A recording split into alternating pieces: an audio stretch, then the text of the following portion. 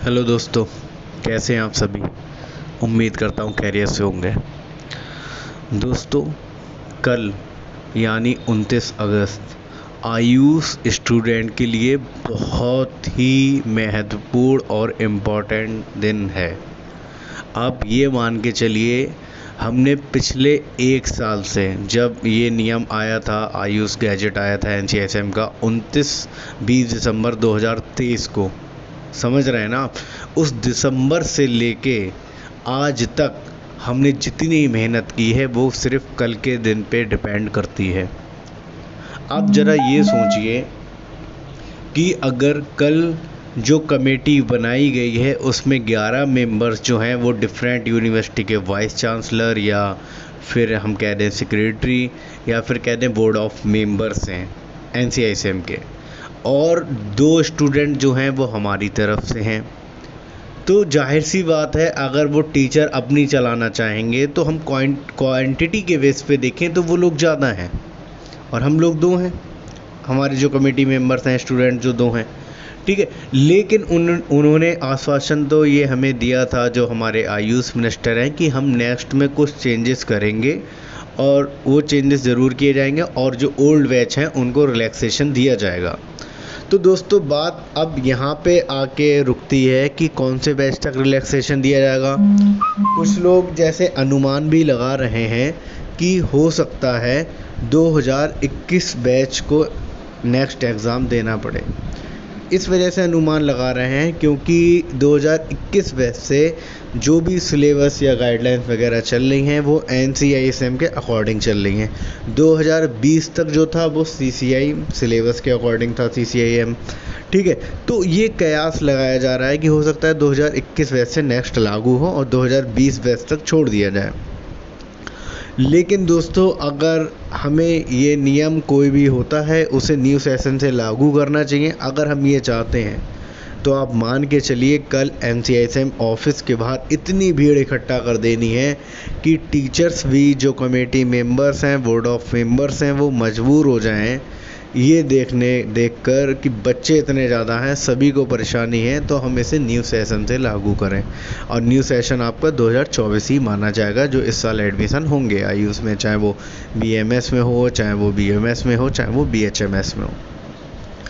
तो दोस्तों, बात यहीं पर आके उगती है कि हम लोगों ने अगर इतनी मेहनत की है 8-9 महीने, अगर हम इस एक दिन अगर नहीं गए, किसी ना खुदा न खास्ता हम लोग इतनी तादाद में नहीं पहुँचे जितनी तादाद में हमें वहाँ पहुँचना चाहिए एनसीएसएम ऑफिस के बाहर, तो ये तो मान के चलिए 2021 बैच को तो देना ही पड़ेगा नेक्स्ट।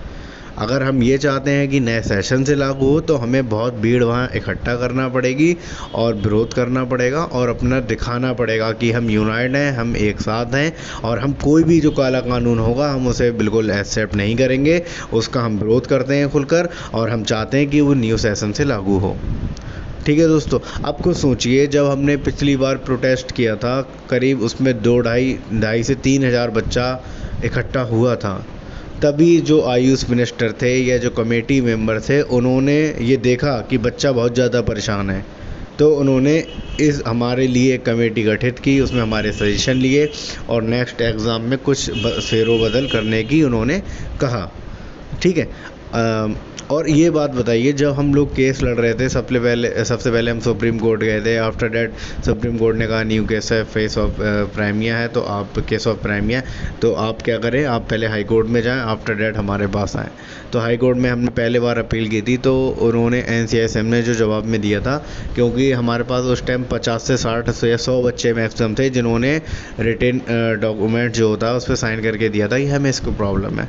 उस टाइम ज़्यादा बच्चों ने ये भी नहीं किया था, तो एनसीआईएसएम ने जवाब में यही दे दिया कि ये 40 से 50 स्टूडेंट की प्रॉब्लम है, ये सब स्टूडेंट की प्रॉब्लम नहीं है, तो हम इसे क्यों रद्द करें इस काले कानून को।